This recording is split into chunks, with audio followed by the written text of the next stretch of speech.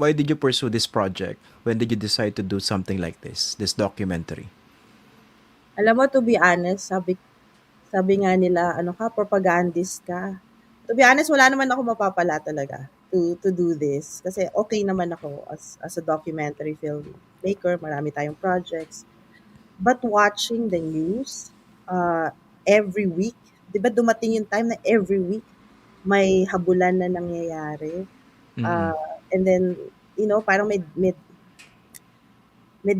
parang naka-deadlock na yung dialogue and then frustrated na yung mga camps. Naisipan lang namin, tara drive tayo sa Subic, alamin nga natin ano bang kumusta ba yung mga fisher folk natin dun.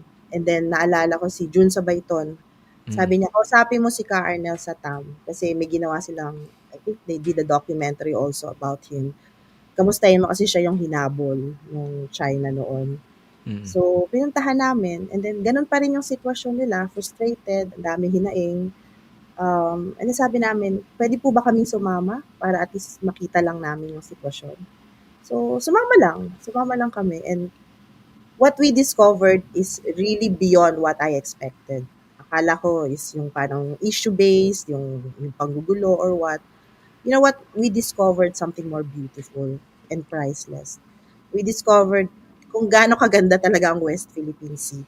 Tsaka yung way of life ng mga kababayan nating mga isda. I mean, they're the wisest people I've met sa tinagal-tagal na natin sa paggawa ng documentary. Yung relationship nila sa dagat, ibang level, Christian, ibang level classmate. As in, para silang mga wizard. They understand kung ano yung direction ng waves. They understand kung kailan uulan, kung kailan hahangin. At alam nila kung saan dapat mangisda at saan di dapat mangisda. Mm. Would you believe? Na parang, wow. So it was an experience for us. And that's the soul of this documentary. We did not focus on the political conflict. Kasi the news will provide for that. Eh. But what Mm. we focus is the personal experience of our fisher folk and how beautiful the West Philippine Sea is para ma-appreciate natin na mga kababayan, ito yung kinukuha sa atin. Ito yung pilit na kinukuha. Mm. Kailan mo sinimulan yung project? Itong initial foray dyan sa West Philippine Sea, and how long did it take you to do the project? Ano, 2023, I was finishing another film na hindi pa nga natatapos eh. 2023 yon nung parang nagkaroon ng mga recurring news. Yun yung, di ba yung naghabot, parang September 2023 yung nangyari yung David and Goliath habulan na yon sa Scarborough, remember? Mm. Dun, na parang, I remember yung footage ni Rafi Tima, dun talaga, parang tumatak sa brain cells ko na parang, wow, hindi na tama to ah. Parang, alam mo yun, wooden boat versus a gray ship na pininturahan ng puti at sinabing China Coast Guard na Mm. nasa territory natin. Parang may, alam mo yung parang may meron lang pumitik sa loob mo na parang, okay, this is not right. We have to do something. And then 2024, nung medyo buo na yung research namin, tsaka yung kwento about food delivery. Kasi we're looking for a soft power angle eh, na pwede natin pasukin. Na parang, ayaw naman natin gumawa ng pelikula para makadagdag pa sa kaguluhan or mag-ignite pa ng mas malaking problema.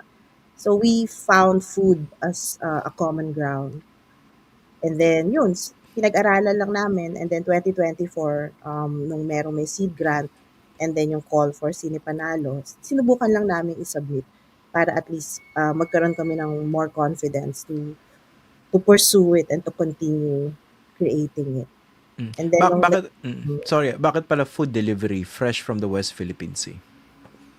because food is something that we can all we share with. It's a universal thing. Tsaka simple lang talaga siya. It's about the story of our fisher folk na pumunta sa laot at kumuha ng isda para may makain tayo.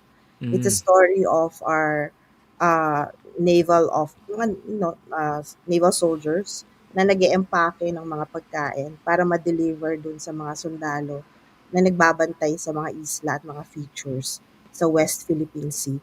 At lastly, it's a story of yung Coast Guard natin na nagde-deliver ng pagkain sa mga mangingisda. Kasi since kulang yung mga boats natin, kumbaga yung mga mangingisda na rin yung nagiging guardians of the sea. So, in exchange, nagbibigay ng pagkain yung Coast Guard sa kanila. Okay. I'm sure may mga nagke-claim, no? And alam ko binabash ka on social media. Tsaka yung mga nasa likod itong proyekto na ito. Ang portrayal dito ng China, propaganda film ito ng Philippine government, no? So for the record, walang kinalaman dito yung gobyerno. Wala kayong tinanggap kahit anong resources from the government. Wala, wala. Nakakainis nga sila kasi nga binitin kami sa access na yan. To be honest, ayoko na nga isama yung mga sundalo kasi nga December na, wala pa ring feedback yung access na sumama dun sa RORE mission. Hanggang parang paulit, alam mo, pabalik-balik na tawagan mo tong number na to, magpadala ka ng letter sa ganito. Hanggang dumating sa point na binigyan kami ng panibagong hotline. Imagine mo, Pasko to December 2024. Sinabi ko talaga dun sa sundalo na, I'm sorry, we're not going this route again. If you don't want to be included, we'll just focus on the fisher folk. Kasi buo naman yung kwento sa mga mangingisda pa lang.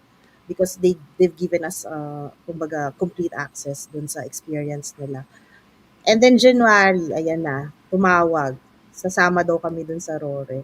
So imagine mo, March yung festival, tapos January, doon ka pala magsisimula ng kwento mo para Ah, sa sundalo. grabe. It was really stressful for us. Hinahabol nyo yung ano, yung portion about the soldiers. Hinabol na lang. And then, ang dami pong bawal pagdating dun sa, basta, Ayan, at least you're being honest kasi dun sa mga magpapakalat na naman ng fake news sa propaganda to ng military, it turns out pinahirapan pa rin pala kayo sa access. ang hirap. And any journalist would attest to that na pag sumasama sa RORE, ang tagal. May isa nga parang taon na daw, akala ka nila, no, good luck kung mapayagan kayo. Kami last year pa yung application namin, hanggang ngayon wala pa. Actually, So, nag-apply din ako sa isang ano sa isang foray dyan pero awa kamusta? ng Diyos, walang bumalik. Kahit anong sagot. Diba? Last year pa yun O yun, tama. Ako yun, nag-start kami, August last year. So, 6 months bago kami binalikan. And Mm-mm. then, kumbaga, ako hindi naman ako palaaway. Ito yung moment na nainis na ako kasi nga parang, alam mo, may usapan kayong matino, Mm. tapos nire-reserve mo tong portion na to para sa kanila. Kasi nga, solid yung research mo. And then yung production manager namin, si Christine Reyes, the original. Kasi yung gusto niyang sabihin. Basta sabihin mo, Christine Reyes, the original. Hindi yung Um, hindi yung artista. Hindi, siya yung original talaga. Sayang. De, joke lang, joke lang. Siya yung original. The original, okay. And then, what happened? Naku, makapagpagalitan ako ng AFP. Pero totoo naman to Nagpa-submit sila ng lahat ng pangalan ng cameraman, ng DOP, tsaka ng staff na pwedeng sumama daw sa RORE kasi anytime, nagbibigay sila ng schedule. So kung hindi ka kasama sa listahan na yon, hindi ka pwedeng sumama kahit na-approve yung permit mo. Mm. So ang ginawa ni Ching, kinuha niya lahat ng biodata ng lahat ng DOP sa industriya, tsaka lahat ng mga equipment supplier, na 200 yun. Pinadala At niya lahat para sigurado. oo, sigurado. So parang yung mga supplier, parang ano bang project to? Parang kinukuha niyo lahat ng information ng mga tao. And then pagdating sa AFP, naghingi pa ng basta CV na may mga ano pa form. Tapos sabi ni Miss Christine, sir, hindi naman po kami mag-a-apply ng trabaho sa AFP. Mag-shoot lang po kami ng RORE nyo kung gaano katagal po yun. We chose to go that path kasi importante yung editorial integrity. I mean, we know Mm. how it can go kung tatanggap tayo ng kahit anong support na financial sa kanila. They will, have that space to say something or Yeah.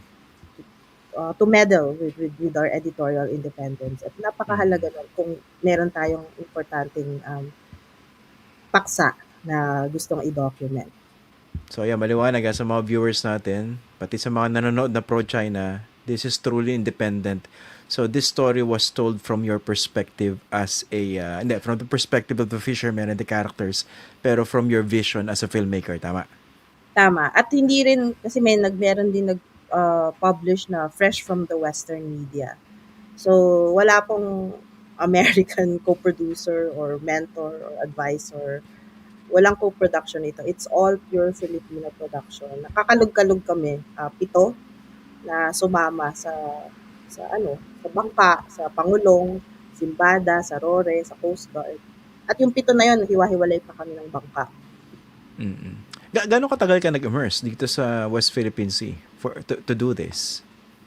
Siguro yung official shoots kasi yun lang yung documented dahil dun na yung binabudget para sa liquidation. 60 days all in 60. all.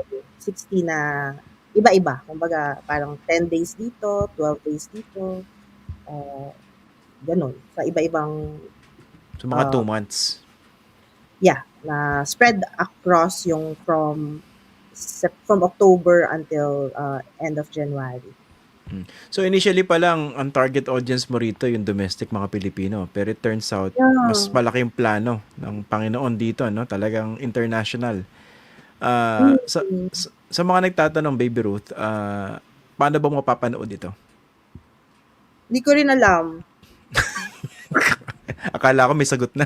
Ang dami nagtatanong dito eh. Paano ba siya mapapanood? Lumabas siya sa New Zealand, no? Sa paano? Meron bang plano kunwari, baka naman natunugan ng Netflix or whatever? Well, we submitted, we reached out to every living soul who are distributors in this country. Awa ng Diyos, waiting for feedback. So, siguro narinig na nila yung balita. Consistent naman kami sa messaging na this is, something that the external force doesn't want you to see. Maybe it's something that can really bring audience to the cinemas, to different platforms. So, alam mo ang malakas na invitation, schools, Mm. universities. Doon ako na-excite. And, kumbaga umuoo kami doon. But it's just a matter of yung scheduling it and then making sure na it can be a safe space. Because, syempre, di ba, ayaw naman natin na malagay din sila sa alanganin. So, nag-yes kami sa mga ganong invitasyon. Yun ang hindi ko masyado maintindihan, no? Bakit naman malalagay sa alanganin yung ibang mga schools for deciding to show this film? Sana hindi tawagan din ng external force. Ng external force. Oo, yun lang naman yung concern doon. Pero ako, willing ako to really show the film anytime, anywhere. May mga offers actually film festival. So yun din yung kino-consider. But ang film festival kasi medyo latter part of the year eh. Mm. Syempre, the producers want to strike while the iron is hot. So gusto nila sana pagpasok ng their months. Sana nandyan na. Para kumbaga tuloy-tuloy na yung momentum. Kasi may momentum na biglang nangyari because of what was revealed in New Zealand. So biglang, okay, baka kailangan na natin tong i-expedite yung mga invitations, yung mga possibilities. And hopefully we hear from someone concrete para at least mas planado ba? Kasi hindi ka pwedeng magsundot-sundot lang. It has to be well coordinated.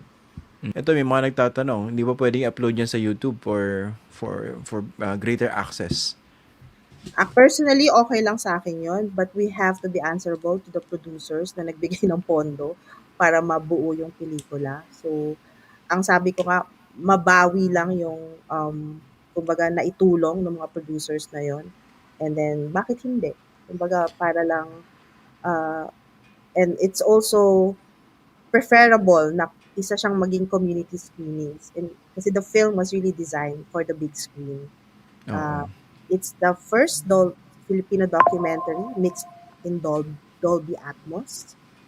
Kumbaga, binigay na dito Christian lahat.